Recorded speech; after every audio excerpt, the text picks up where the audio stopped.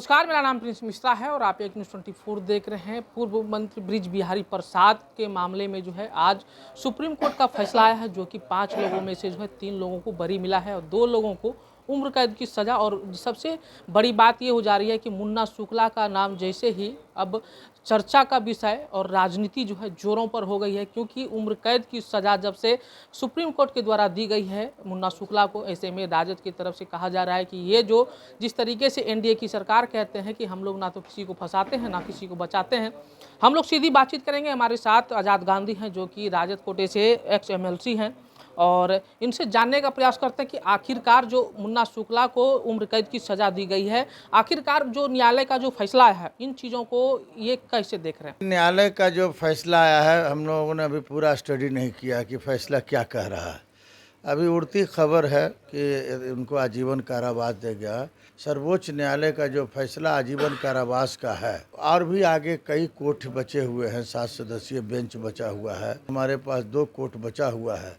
जो सबसे बड़ा कोर्ट है माननीय राष्ट्रपति जी का, वहाँ भी हम लोग अपील में जाएंगे। 7 सदस्यीय बेंच में वहाँ भी अपील में जाएंगे।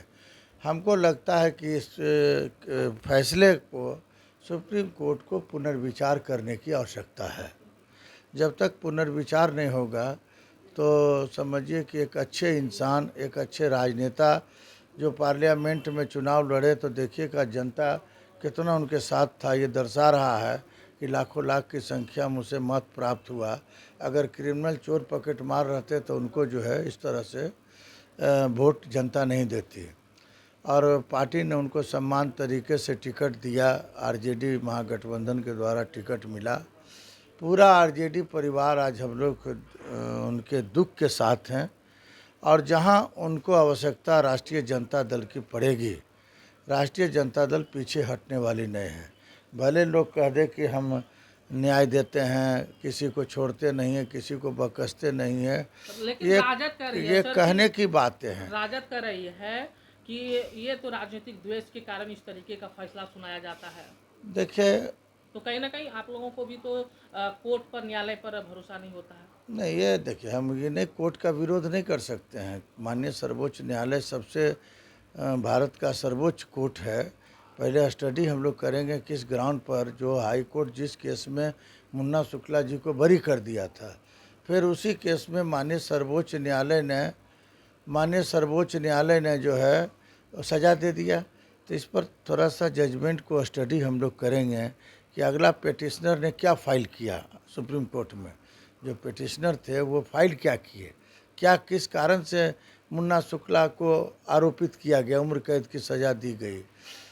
ये हमको जो लगता है कि कई कारण हैं। उन कारणों का माननीय सर्वोच्च न्यायालय एक ऊंची संस्था है इस देश का। इस ऊंची संस्था के विरोध में हम कोई टिप्पणी नहीं करना चाहते हैं, हम उसका सम्मान करना चाहते हैं। लेकिन एक आग्रह जरूर माननीय उच्च न्यायालय से हम करना चाहते हैं कि आप इस फैसले पर पुनर्विचार करें।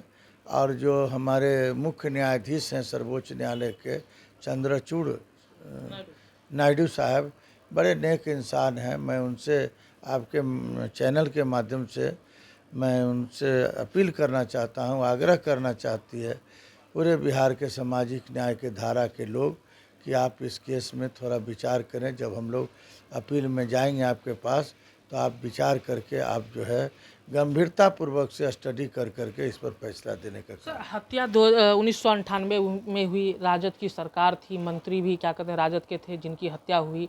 लेकिन आज जो है 25 सालों के बाद न्यायालय का जो है फैसला सामने आता है। उसके बाद जो पीड़ित परिवार थे उनके तरफ से कहा गया है आज जो है हमें दिल का सुकून जो है आज पूरी तरह से पूरा हो गया, क्योंकि दोषियों को सज़ा मिल गई है।